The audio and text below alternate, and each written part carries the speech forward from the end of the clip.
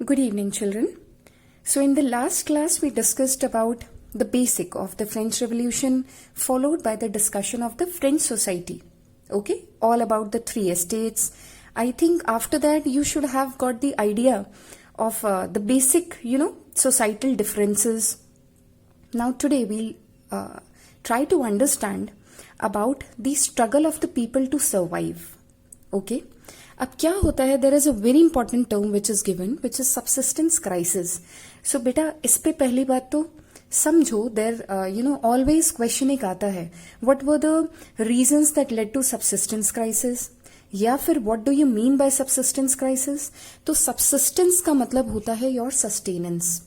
Okay, crisis means you are not able to do something. Crisis हो रहा है, हम कहते हैं ना this is a financial crisis. That means that thing is collapsing. So subsistence crisis means the people were not able to sustain themselves. Why? Why did this happen? अब क्या हुआ, फ्रांस में पॉपुलेशन ग्रो की from 23 million in 1715 to 28 million in 1789. Can you see the difference in the population? जब population grow करेगी तो क्या होगा, demand for food is going to increase. ठीक है, बट नेचुरल सी बात है. But what happened, the production could not keep pace. It was quite constant आप कह सकते हैं. Actually the production couldn't keep pace. Means जिस तरह से आपकी पॉपुलेशन बढ़ रही थी, प्रोडक्शन ऑफ फूड ग्रेन उस तरह से नहीं हो रहा था. अब समझो बच्चों इस बात को, सप्लाई है आपकी come and demand is quite greater than the supply. तो what will this going to create? Prices बढ़ेंगे. हमेशा ये होता है. अनियन को देख लो आप, अनियन लिमिटेड हो गया, हम सबकी डिमांड है, प्राइस शूट अप कर जाते हैं, which is known as inflation. वही यहां पे होगा. इनफैक्ट रशियन रेवोल्यूशन में भी आप पढ़ेंगे कि कहीं ना कहीं जब लोग स्ट्रगल करते हैं ना सर्वाइव करने के लिए, तो फिर धीरे धीरे गवर्नमेंट के अगेंस्ट फीलिंग आने लगती है. सो यहां पे वो सिचुएशन होगी. एंड इस पे आइसिंग ऑन द केक हो जाएगा wages. The wages were not increased. Generally बच्चों क्या होता है, जब इन्फ्लेशन होता है, specially government job people, their salaries are increased. आपने सुना होगा कमीशंस लगते हैं, 6 पे commission, 7 pay commission. Why? To adjust the salary to inflation. यहां पे क्या होता है, wages were not increase, they did not keep pace. वही जैसे प्रोडक्शन का था, ऐसे ही wages could not keep pace with the production, could not keep pace with the increase in population. So then finally what happened, जो gap था ना between rich and poor, so this gap widened, बढ़ता चला गया. And finally things और verse हो जाती हैं जब एक सिचुएशन आ जाती है क्रॉप फेलियर की. सो ड्रॉट आ जाएगा, हेल आ जाएगा. सो आपका जो हार्वेस्ट है ना, वो कहीं ना कहीं बहुत कम हो जाता है, हम जिसको क्रॉप फेलियर कहते हैं. So all these things became very frequent during the old regime. बेटा वन मोर थिंग, जब हम ये टर्म ओल्ड रेजिम यूज करते हैं, इसका मतलब होता है the time period before. Old regime means the time period before that 14 जुलाई 1789, क्योंकि तब तो रेवोल्यूशन हो गया ना फाइनली. ठीक है, so this is all about our subsistence crisis. अब धीरे धीरे एक न्यू मिडिल क्लास इमर्ज होगी. Fine. So population, what is subsistence crisis? Increase in population. Okay, demand for food increased, the production could not keep pace with the increase in the food demand, the wages could not keep pace, so the gap increased and this became frequent. और further क्या हो गया, harvest poor हो गया. So that is all which is known as the subsistence crisis. Oh yes, price of course. Fine. अब एक नई middle class आएगी जो पढ़े लिखे लोग होंगे, वो अपनी बात को आगे एक्सपैंड करेंगे, पहुंचाएंगे, that there is a change which is required to be brought about in the society.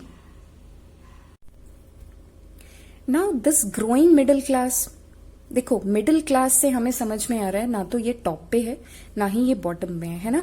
This is somewhere in middle. But बेटा हमेशा याद रखना, मैंने पहले ही आपको बताया था, right? We initially only understood that the third estate consisted of the rich people also. तो अब क्या होगा, what is going to happen, जो peasants और workers हैं, जो आपके peasants हैं, the peasants or the peasants and the workers, we know that they have been agitating. वो कह रहे हैं कि भाई प्राइस इंक्रीज हो रहा है. क्या मेन प्रॉब्लम है?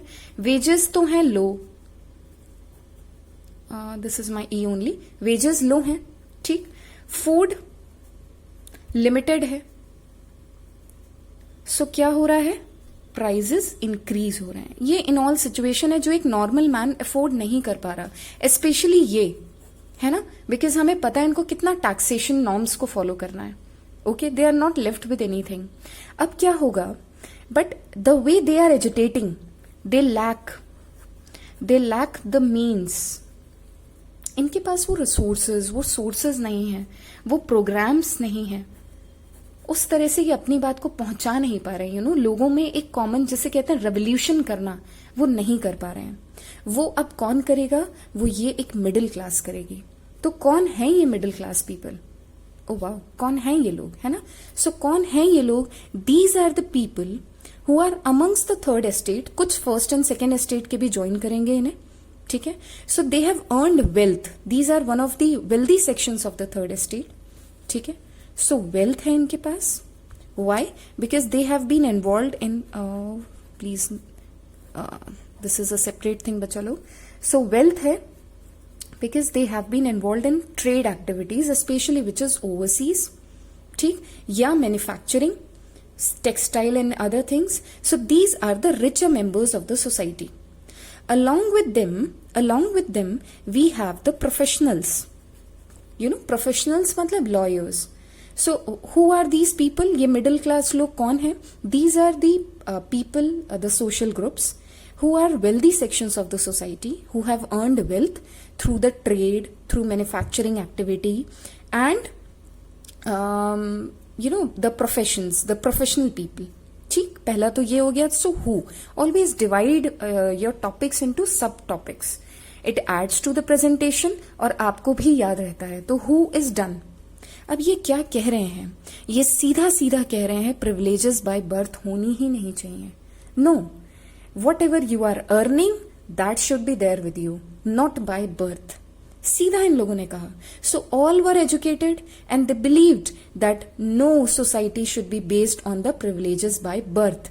तो क्या करें अगर by birth ना दें privileges? तो इन्होंने कहा एक person की, बेटा this is very important children, person's social position rather than being based on birth, it should be based on the merit.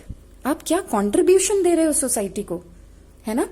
So these ideas, so they asked first thing and the second they envisioned a society. ये एक ऐसी society की बात कर रहे थे जो society freedom पे बेस्ड है. ओके, जो सोसाइटी इक्वालिटी की बात कर रही है. फाइन, जो सोसाइटी इक्वल अपॉर्चुनिटीज की बात कर रही है. So these were the basic ideas of the growing middle class. Fine. So who were the middle class people? हमें समझ में आया. These were the wealthy people and the professionals. कहाँ से wealth I? Through the trade and manufacturing. ठीक. इनके क्या ideas थे? Since they were educated, so they believed that the person's social position should be based on the merit rather than on birth.